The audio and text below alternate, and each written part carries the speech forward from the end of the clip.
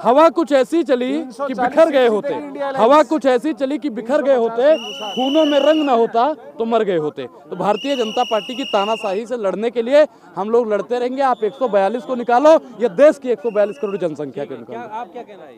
ये देखिए, India alliance शुरू से मजबूती से लड़ रहा है और जितने भी लोग हैं ना, जो कुछ लोग कह रहे थे कि इंडिया अलायंस में टूट पड़ी है, फूट पड़ी है, वो उनकी भूल को ही सुधारने के लिए कि आप जो भूल कर रहे हैं ना कि इंडिया अलायंस में फूट है, फूट नहीं है। आपने आज मंच पे देखा ही होगा।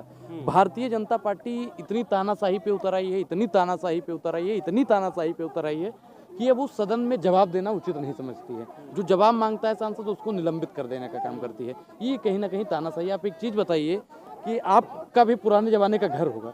पहले की जो हमारे पूर्वज घर बनाते थे वो मोटी दीवार रखते थे। क्यों? क्योंकि उसमें सेंधमारी ना हो। पहले चोर होते थे। आज चौकीदार चोर है, वो तो फिलहाल बाद में बताऊंगा।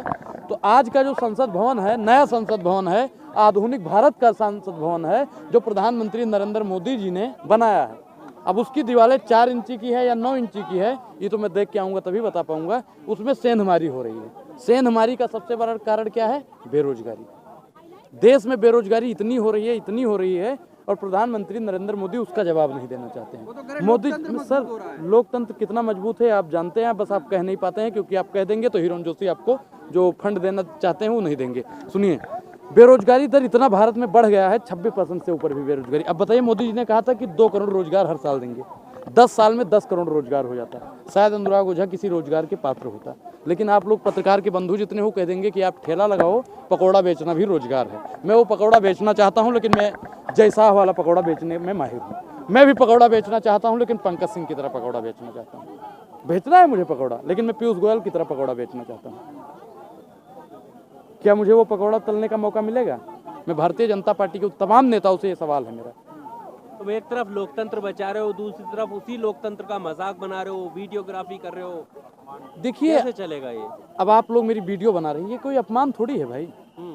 नकल उतारना उपराष्ट्रपति की करेंगे, राष्ट्रपति का, उपराष्ट्रपति का। अच्छा, आपको एक चीज याद होगा, ये किसने किया था? मैं नहीं कर रहा हूँ। अगर किसी पत्रकार में, अगर वास्तविक में पत्रकारिता जिंदा है तो उसका नाम बता दो। बताओ नाम।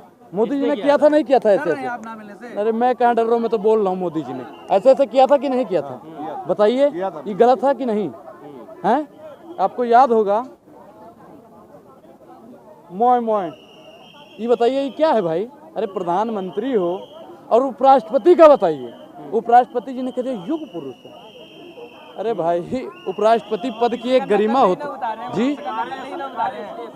नहीं, युग पुरुष किसे कहते हैं आप बताइए?